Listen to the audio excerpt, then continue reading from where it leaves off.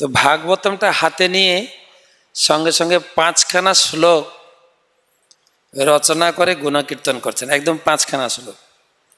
তার ভিতরে একটা শ্লোক হচ্ছে মদে এক বন্ধু মদ সঙ্গীন মদ গুরু মদ মহাধন। তো এই কথাটার ভিতরে অনেকগুলো গুরুত্বপূর্ণ কথা লুকিয়ে আছে। তো সনাতন গোস্বামী পদ বলছেন, আমার মানে বলতে বলতে মুখস্থ হয়ে যাবে আপনাদের। মদ এক বন্ধু, মদে এক বন্ধু, আমার একমাত্র বন্ধু ভাগবতম। আমাদের তো অনেক বন্ধু ছিল, মনে হয় প্রাইমারি স্কুলে যখন পড়ছিলাম বন্ধু হয়েছিল, যখন হাই স্কুলে উঠি প্রাইমারি বন্ধুগুলো চলে গেল, আবার হাই স্কুল থেকে যখন কলেজে গেছে হাই স্কুলের বন্ধুরাও গায়েব হয়ে গেছে। তো অনেক বন্ধু আমাদের জুটেছে, গেছে, কিন্তু ভাগবতম একমাত্র বন্ধু। সনাতন গোস্বামী বলছেন আমার জীবনে আর কেউ বন্ধু নেই। সনাতন গোস্বামী কে ছিলেন? প্রধানমন্ত্রী না অর্থমন্ত্রী? প্রধানমন্ত্রী, প্রধানমন্ত্রী, প্রধানমন্ত্রী ছিলেন সাকর মল্লিক। তো তিনি সেই অবস্থায় বলছেন মদ এক বন্ধু, আমার একমাত্র বন্ধু। তো সনাতন গোস্বামীর শিক্ষা থেকে আমরা উপলব্ধি করতে পারি, বা আমাদের মহাপ্রভুও বলেছেন আমি বিনা বন্ধু আর কে আছে তোমার। আমরা মনে করি আমরা গানগুলো গাই, কীর্তন করি, কিন্তু পদকর্তাগণ গানগুলোর তাল মান দিয়েছেন।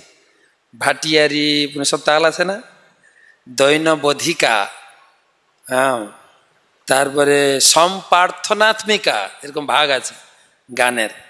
যারা গান গায় তারা জানে। কিন্তু দৈনবধিকার কোথা থেকে আসে? কে কত মান তাল ঝুমুর তাল দিয়ে গাইতে পারবেন? এই যেমন গাইছিল বৈষ্ণব ঠাকুর, তো তাল মান দিয়ে আনন্দ করে গাওয়া হয়, কিন্তু আমরা গাই না পতিত পাবন হেতু তব অবতার। মহাপ্রভু এসেছেন পতিত পাবন, পতিত পতিতকে উদ্ধার করবেন, তার জন্য তার নাম হচ্ছে পতিত পাবন। তারপরে লাইনে কি বলছেন? মসম পতিত পাব, কিন্তু গান গাওয়ার সময় মনে হয় কি মসম পতিত। এবার আবার বিদেশিরা যখন গায় তো আরো সুন্দর তাল, উপলব্ধি কতটুকু। বলছেন মোমবাতি নিয়ে যদি খুঁজে দেখেন এ দুনিয়াতে আমি ছাড়া পতিত কেউ নেই, যদি আমাকে উদ্ধার করেন তবে আপনার নাম হবে পতিত পাবন, নাহলে তো পতিত পাবন কি করে নাম হলো। কিন্তু যখন গান গাই খুব নেচে নেচেও গাই, তাই না? আর একটা গান আমি দেখি, যখন ভগবদ গীতাতে অর্জুন দীক্ষা গ্রহণ করেছিলেন, প্রথম অধ্যায়ে তিনি তার আত্মীয় স্বজন বন্ধু বান্ধবকে দেখে অত্যন্ত বিষণ্ণ হয়েছিলেন। বিষণ্ণ শুধু না, কান্নাও করেছেন যুদ্ধক্ষেত্রে অর্জুন। প্রপাত লিখেছেন অর্জুন অঝরঝরে কাঁদছে,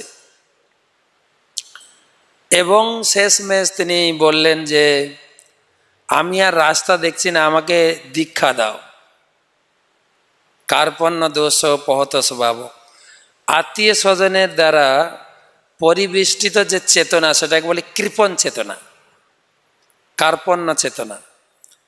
তো আমি এখন কৃপণতার দ্বারা আমি অভিভূত হয়েছি, তুমি আমাকে দীক্ষা দাও।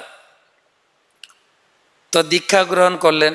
গুরুদেবই হচ্ছে জীবনের একমাত্র আনন্দের উৎস। যৎশোকম উষ্ণসতম, অর্জুন বলছেন যেভাবে আমি কষ্ট পাচ্ছি, আমার ইন্দ্রিয়গুলো যেভাবে আমাকে জ্বালিয়ে দিচ্ছে, তা থেকে পরিত্রাণ করার আমি উপায় পাচ্ছি না, তাই আমাকে দীক্ষা দিয়ে আমাকে শীতল করো। অর্থাৎ আচার্যগণ এটাকে বর্ণনা করে বলছেন আমাদের এই জগৎটা যেন দাবানলের মতো, চারিদিকে আগুন লেগে গেছে, আমি এখান থেকে বেরোতে পারছি না, আমাকে বেরোনোর জন্য গুরুদেবের কাছে প্রার্থনা করছি। তাই তো? সংসার দাবা ননলীড় লোকে, সংসার দাবানল চারিদিকে জ্বলে উঠেছে, আমি এখান থেকে পরিত্রাণ পাচ্ছি না। ত্রাণায় কারণ ঘন ঘন, আমাকে এই সংসার দাবানল থেকে ত্রাণ করুন। এটা হচ্ছে শ্লোকের ভাবার্থ। কিন্তু গান গাওয়ার সময় কি নাচো, নেচে নেচে গাও, তো আর সংসার দাবানল আছে নাকি? আমরা তো বেশ আনন্দেই আছি। গান আছে একরকম, গাইছি আর এক রকম, তাই তো নাকি? কখনো মনে হয় কি আমি সংসার দাবানলে আছি, আমি জ্বলে পুড়ে মরে যাচ্ছি, হে গুরুদেব আমাকে বাঁচান? না তো, খুব ভালোই নেচে নেচে গাই। কিন্তু গানের ভাবার্থ কতজন উপলব্ধি করে? তো সেই জন্য মৌসম পতিত প্রভু না পাইবা, আমার মতো পতিত। তবে পতিত ভাবটা আমরা অনেক সময় দেখাই, কিন্তু আমাদের ভিতরে পতিত ভাবও আসে কখন? যখন সেবার ফাঁকিবাজ।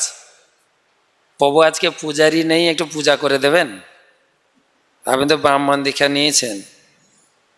প্রভু আমারে কইলেন আমি অদম, আমার বালকনের জ বয় না, তখন দারুণ দৈন্যতা প্রকাশ পায়, কিন্তু তাই না? যদি প্রসাদেবের গেটের কাছে বলা হয় তুমি না অদম, সবার শেষে আসো খাও, আমার অদম কইলেন, জানেন আমি কতদিন ধরে ইস্কনে আছি। তো এইগুলো আচার আচরণে বোঝা যায়। তো সেই জন্য বলছেন যে আমি বিনা বন্ধু আর কে আছে তোমার?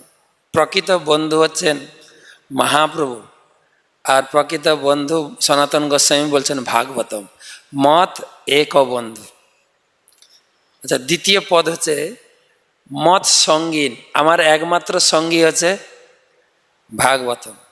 তা আমরা তো ব্রহ্মচারী, আমাদের কেউ সঙ্গী নাই নিশ্চয়ই, কেউ সঙ্গী নেই নিশ্চয়ই। হ্যাঁ, না না না, সঙ্গী নেই, না না না, কেউ সঙ্গী নাই।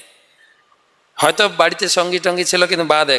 এখন একমাত্র সঙ্গী হচ্ছে ভাগবতম। সনাতন গোস্বামী তাই বলছেন, তার আর কোনো সঙ্গী নেই। বাস্তব জগতে দেখা যায় জীবনে অনেক সঙ্গী আসে, সঙ্গী আবার মিলিয়ে যায়, অনেক সঙ্গী আসে, কিন্তু আলটিমেট বিচারে সঙ্গী তো থাকে না। কিছুক্ষণের জন্য সঙ্গী থাকে, দুজন পরস্পরকে বিয়ে করে ক্ষণিকের জন্য, কিন্তু জীবনের অন্তিম সময়ে যাকে সঙ্গী বলে লোকে মনে করে, সে সঙ্গী তো থাকে না। তো প্রত্যেকের জীবনে দেখা গেছে, এমনকি আমাদের প্রতিষ্ঠাতা আচার্য শিল প্রভুপাদের জীবনেও সাথ দেয়নি তার সঙ্গী, দেয়নি না? প্রভুপাদ জিজ্ঞাসা করলেন টি অর মি, কি উত্তর এসেছিল? টি নট মি উত্তর এসেছিল না? তো সেজন্য সঙ্গী যুবক বয়সে, যৌবন বয়সে অনেক জুটবে, কিন্তু একমাত্র সঙ্গী হচ্ছে ভাগবতম, যেটা পরীক্ষিত মহারাজের জীবনে দেখা গেছে। জীবনে একমাত্র সঙ্গী। আমাদের একজন জীবিষী আছেন ভক্তি চৈতন্য মহারাজ। ভক্তি চৈতন্য মহারাজ পাঠে বলেন ব্রহ্মচারীদের একমাত্র উচিত হচ্ছে ভাগবতমকে বিয়ে করা। ব্রহ্মচারী বিয়ে করবে কাকে? ভাগবতম। ভাগবতম হচ্ছে তার জীবনের একমাত্র সঙ্গী। আর 3টা গ্রন্থ আছে, ভাগবতমকে এত গুরুত্ব দেওয়া হয়েছে কেন? গীতা, ভাগবতম, চৈতন্য চরিতামৃত। গীতা হচ্ছে প্রাথমিক শাস্ত্র, ভাগবতম হচ্ছে ডিগ্রি শাস্ত্র, আর চৈতন্য চরিতামৃত হচ্ছে পোস্ট গ্র্যাজুয়েট পিএইচডি শাস্ত্র। গীতা প্রাথমিক শাস্ত্র, মানে যে কোনো ব্যক্তি, কেউ যদি বলে আমি ধর্ম করব, গীতার প্রথম শ্লোক হচ্ছে ধর্ম। গীতার প্রথম শ্লোক ধর্মক্ষেত্রে। কেউ ধর্ম করতে চাও তো গীতা পড়ো, গীতা তোমাকে পড়তেই হবে। গীতা না পড়লে তুমি ধর্ম বুঝবে না। তো সারা গীতাতে 574টা শ্লোকে ভগবান জ্ঞান দিয়েছেন। পুরো গীতাতে কি আলোচনা হয়েছে? কৃষ্ণই ভগবান, দেবদেবী ভগবান নয়। কৃষ্ণের নিরাকার স্বরূপ শ্রেষ্ঠ নয়, সাকার স্বরূপ হচ্ছে শ্রেষ্ঠ। জ্ঞান যোগে তাকে পাওয়া যাবে না, সাংখ্য যোগে পাওয়া যাবে না, অষ্টাঙ্গ যোগে পাওয়া যাবে না। কিসে পাওয়া যাবে? ভক্তিয়া মাম অভিজানাতে, কেবল ভক্তি দ্বারা পাওয়া যাবে। আর আমি হচ্ছি ভগবান, অহম সর্বস্ব প্রভু। এবং পুরো গীতার জ্ঞান দান করার পরে ভগবান লাস্ট একদম শেষ নির্দেশ ছেড়েছেন কি? সর্বধর্মান পরিত্যাজ, তোমার যা যা ধর্ম করছো ধর্ম ছাড়ো। অধর্ম ছাড়তে বলেননি, কি? ধর্ম ছাড়ো। কেন না? যারা অধর্ম করে তাদের নিয়ে ঝামেলা নেই, ঝামেলাটা হচ্ছে কাদেরকে নিয়ে? যারা ধর্ম করে। কত প্রকার ধর্ম। তাই ধর্মের প্রকৃত উদ্দেশ্য হচ্ছে মামেকম শরণং ভজ। এইখানে গীতার জ্ঞান সমাপ্ত। তাহলে সারা গীতা থেকে এইটাই জানা যায় কৃষ্ণ হচ্ছেন ভগবান। ঠিক আছে, এবার গীতার জ্ঞান শেষ হলো। ভাগবতম কোথা থেকে শুরু হলো? এখন আমাদের ভক্তি বৈভব চলছে না? ভাগবতমের প্রথম শ্লোক তো সবাই জানে, জানে না সবাই? ভাগবতমের প্রথম শ্লোক, হ্যাঁ, তার আগের লাইন আছে একটা, হোক নমো ভগবতে বাসুদেবা। ওগ নমো ভগবতে বাসুদেব প্রথম লাইন। এটার অর্থ হচ্ছে, যারা আমি প্রাইমারি স্কুল ছেড়ে যখন হাই স্কুলে যাই, অ্যাডমিশন টেস্ট হয়, অ্যাডমিশন টেস্ট। তুমি প্রাইমারি স্কুলটা ভালো করে পড়ে পাস করেছো নাকি? তো অ্যাডমিশন টেস্ট শ্লোক ওগ নমো ভগবতে বাসুদেবা। তুমি কি বসুদেবের পুত্র বাসুদেবকে ভগবান বলে মানছো? হ্যাঁ কি না? ঠিক চিহ্ন দেবে, হ্যাঁ না হ্যাঁ। তুমি পাস করলে, এবার ভাগবত পড়ো। ঠিক আছে, এবারে ভাগবতমের প্রথম 3টা শ্লোকে পুরো ভগবত তত্ত্ব দিয়েছেন। 3টা শ্লোক হচ্ছে মঙ্গলাচরণ, প্রথমটা হচ্ছে নমস্কার, দ্বিতীয়টা হচ্ছে বস্তু নির্দেশ, তৃতীয়টা হচ্ছে আশীর্বাদ। জন্মাদি অশ্ব যত অন্যাদ ইততর চ আর্থিসু অভিজ্ঞ সরাট।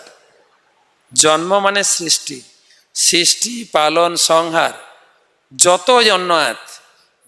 অন্যাদ মানে হচ্ছে বাস্তবে দেখছি অন্য কেউ সৃষ্টি করছে, যেরকম আমাকে সৃষ্টি করেছে আমার মা বাবা, ভগবান সৃষ্টি করেনি তো আমাকে।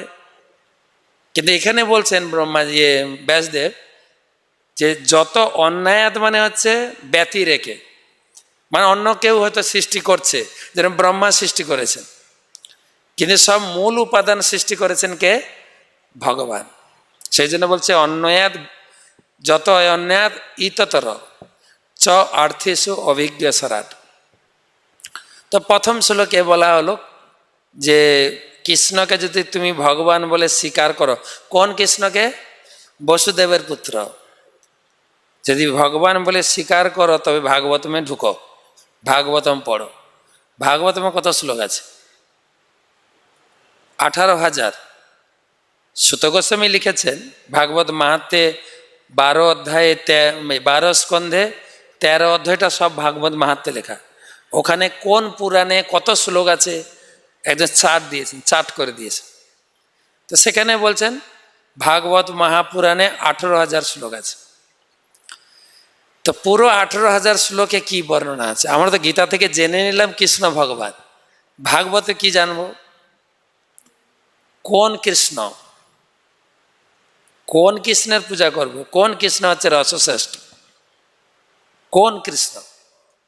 বলে কোন কৃষ্ণের পর ভাগ আছে নাকি? বলছে হ্যাঁ, 3 কৃষ্ণের বর্ণনা ভাগবতমে রয়েছে। তিনি হচ্ছেন দ্বারকার কৃষ্ণ, তিনি হচ্ছেন মথুরার কৃষ্ণ, তিনি হচ্ছেন ব্রজের কৃষ্ণ। কোন কৃষ্ণ রসশ্রেষ্ঠ? সর্বদামোদর গোস্বামী বলেছেন কার পূজা করতে হবে? কার? তদ্ধাম বৃন্দাবনম, তার আগে লাইনে আরাধ্য ভগবান। ভগবান আমাদের আরাধ্য ভগবান। কোন ভগবান? ব্রজে সতত নয়, ব্রজের ভগবান। আমরা কোন ভগবানের পূজা করি? ব্রজের ভগবান, ব্রজরাজ কৃষ্ণ। এবং ব্রজরাজ কৃষ্ণের বর্ণনা পুরো একটা স্কন্ধ, 10ম স্কন্ধ, 90টা অধ্যায় আছে। অন্যান্য বইগুলো ছোটোখাটো, যেরকম প্রথম স্কন্ধে 19টা অধ্যায়, দ্বিতীয় স্কন্ধে 10টা, তৃতীয় স্কন্ধে 33টা, তখন 34টা সব। কিন্তু একদম দশম স্কন্ধে মাত্র 90টা অধ্যায়, টোটাল 335টা অধ্যায় আছে ভাগবতমে। তো রসশ্রেষ্ঠ কৃষ্ণ, তো 3 কৃষ্ণের ভিতরে আমাদের পূজ্যপাদ পুরুষোত্তম মহারাজ বলেন দ্বারকার কৃষ্ণ পূর্ণ, মথুরার কৃষ্ণ পূর্ণতর, বৃন্দাবনের কৃষ্ণ পূর্ণতম। আমরা বৃন্দাবন কৃষ্ণের পূজা করি, আর ওই বৃন্দাবন কৃষ্ণই শচী দুলাল হয়ে এসছেন, তাই তো। ব্রজেন্দ্র নন্দন যেই শচীসুত হইল সে, ব্রজেন্দ্র নন্দন ভগবান যিনি, যেই আর সেই কৃষ্ণের অবতার নন মহাপ্রভু, যেই কৃষ্ণ সেই সেই এখানে এসছে, সেই। তো ব্রজের কৃষ্ণ আছে শ্রেষ্ঠ, রসশ্রেষ্ঠ। তো ভাগবতম শেষ হয়েছে কোথায়? শেষ শ্লোক, আখরি শ্লোক বলে, আখরি শ্লোক ভাগবতমে লাস্ট শ্লোক। নাম সংকীর্তনম যস্য সর্ব পাপ প্রণাশনম প্রণাম দুঃখ শমনম তম নমামি হরিম পরম। নাম সংকীর্তনম যস্য সর্ব পাপ প্রণাশনম। ভাগবতম শুরু করেছেন সুত গোস্বামী। সুত গোস্বামী লাস্ট শ্লোক বলছেন, হে সৌনকাদি ঋষিগণ, এই যে 18,000 শ্লোক আপনাদের শোনালাম, এর মূল কি জানেন? হরিনাম সংকীর্তন। এর মূল হচ্ছে নাম সংকীর্তনম যস্য সর্ব পাপ প্রণাশনম, বাস। হরিনাম সংকীর্তন হচ্ছে শ্রেষ্ঠ। তো হরিনাম সংকীর্তন শ্রেষ্ঠ, শেষ হলো ভাগবতমের শ্লোকে। চৈতন্য চরিতামৃত শুরু কোথায়? চৈতন্য চরিতামৃত কমপক্ষে যারা গোডাউনে বই বিক্রি করে তারা কমপক্ষে বলুক না, কমপক্ষে, তাই নাকি? আমাদের বাংলায় একটা কথা আছে, চাটু কভু নাহি জানে পিষ্টকের স্বাদ, পড়েছেন? চাটু পিঠে উল্টায়, হ্যাঁ, কিন্তু পিঠের স্বাদ জানে না। তা আমরা সব বইগুলো উল্টাচ্ছি, নিয়ে যান, খুব ভালো বই, কিন্তু এটা পড়লে আপনার উপকার হবে, দারুণ টেস্টি। তুমি টেস্ট করেছো? আমি তো সময় পাই না। তো আমি কোথা থেকে সময় পাবো? আপনি পাবেন। তো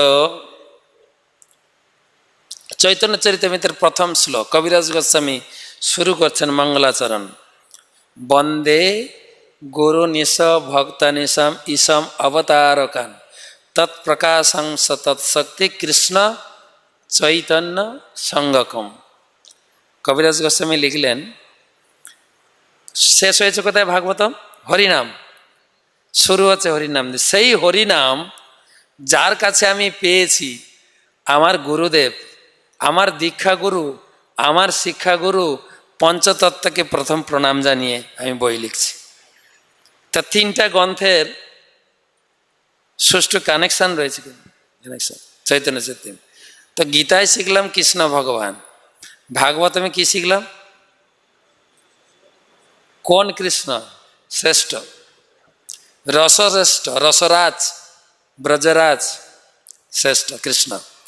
চৈতন্য চরিতামৃতে কি আছে? চৈতন্য চরিতামৃতে ওতে তো বেশি শ্লোক নেই, মাত্র 1 লাখ শ্লোক আছে, 1 লক্ষ শ্লোক। কিন্তু এটা একটা ভালো কথা কি, ওটা বাংলায় লেখা আছে, বাংলায় আছে, মাঝে মাঝে উড়িয়া কথাও আছে, দু একটা উড়িয়া ভাষাও ঢুকেছে, দেখলাম চৈতন্য চরিতামৃত। চৈতন্য চরিতামৃতে বর্ণনা হচ্ছে ওই যে আরাধ্য ভগবান ব্রজে শত তনয়, তারপরে তদ্ধাম বৃন্দাবনম, তারপরে কাচিত উপাসনা ব্রজবধূ বর্গেণ যা কল্পিতা। তো সেই ব্রজরাজ রসরাজ কৃষ্ণকে পূজা করার পন্থাটা কি, কি ভাব দিয়ে তাকে পূজা করব, পঞ্চভাবের আলোচনা চৈতন্য চরিতামৃত। 5টা ভাব, শান্ত, দাস্য, সখ্য, বাৎসল্য, মধুর। এর ভিতরে মধুর ভাবকে শ্রেষ্ঠ করা আছে। মধুর ভাবের ভিতরে আবার যেটাকে বলেছে বিরহ ভাব, যেটাকে বলে বিপ্রলম্ব ভাব, সেটাকেই শ্রেষ্ঠ করা হয়েছে। এই হচ্ছে পুরো প্যাকেজ পড়লে তবে মোটামুটি ভক্তি তত্ত্বটাকে ধরা যাবে। ওইটাকে চৈতন্য চৈতন্যতে বলা হয়েছে রসতত্ত্ব, ভাবতত্ত্ব, ভক্তিতত্ত্ব সার। কৃষ্ণ তত্ত্ব আছে, ভাব তত্ত্ব আছে, রসতত্ত্ব আছে, ভক্তি তত্ত্ব আছে চৈতন্য চৈতন্য। সব রসে ভরা, রসরাজ কৃষ্ণ। আর কাচিত উপাসনা বদবজ বর্গ, তো পাঁচটা ভাব থাকলেও ব্রজগোপীরা যে ভাবে সেবা করেছেন ওইটাই হচ্ছে শ্রেষ্ঠ ভাব। সেই হচ্ছে চৈতন্য চরিতামৃত শ্রেষ্ঠ ভাব। আর এই তিনটা গ্রন্থের আলাদা আলাদা স্তরও দিয়েছেন। যে গীতায় বলছেন, গীতাকে বলা হয়েছে নৌকা, ভাগবতমকে বলা হয়েছে সেতু, চৈতন্য চরিতামৃত হ্যাঁ। আমি রঘুনাথ দাস গোস্বামীর মনশিক্ষা থেকে বলি, এটা হচ্ছে বালুচরের মতো।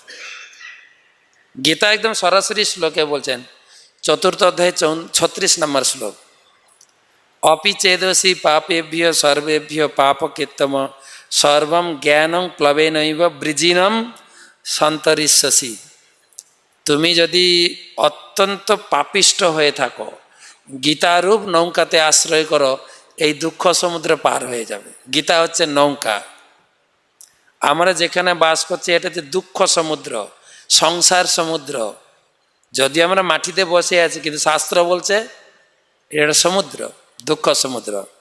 বা বিশ্বনাথ চক্রবর্তী ঠাকুর বলেছেন এটা হচ্ছে দাবানল জঙ্গল, বলেছেন না? তো দুঃখ সমুদ্র পার হতে পারবে। আর গীতায় বললেন অপার সংসার সমুদ্র সেতু। এই জড় জগৎকে চিন্ময় জগতের সঙ্গে একটা সেতু করেছেন, সেটা হচ্ছে ভাগবতম, সংযোগ সেতু। ভাগবতমকে আধার করে যেতে পারে। আর চৈতন্য চরিতামৃতে হায়ার, এ মন হরিনাম কর সার, হরিনাম কি বলে, এ ভব সাগর হবে বালিচর হাঁটিয়া হাঁটিয়া হইবে। তো এই সমস্ত গ্রন্থের সব। তো সেই জন্য মদ এক বন্ধু মদ সঙ্গীন, আমার একমাত্র সঙ্গী ভাগবতম। তারপরে পথ মদ গুরু, ভাগবতম হচ্ছে আমার গুরু। মদ সঙ্গীর মদ গুরু, মত মত মহাধন।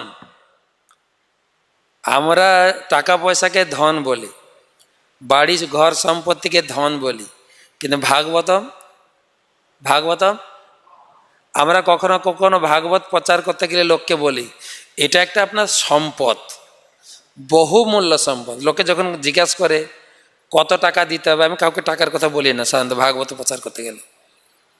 আমি টাকা দিয়ে কিনতে পারবেন না, তবু বলবেন তো, মানে 25,000 টাকা দাম। তোমার চোখ বড় বড় করে 25,000 টাকা দাম। বাস্তবিক পক্ষে ভাগবতমের প্রথম স্কন্ধটা যে ওয়েট, যে ওজন, যেভাবে বাইন্ডিং করেছে, যেভাবে তার এত কোয়ালিটি করেছে, যে কোনো বই দোকানি বা যারা লাইব্রেরিয়ান, যারা বই কেনে, অথবা যাদের ঘরে ছেলে মেয়ে পড়াশোনা করে, তাদেরকে হাতে দিয়ে বলুন কত দাম হবে বইটা। কমপক্ষে 1,500 টাকা দাম, 1200 টাকা দাম হবে বাজার মূল্য। তাহলে 18টা বইয়ের দাম কত? 25,000। আমি কম বলি নেই তো, ঠিক আছে কিনা?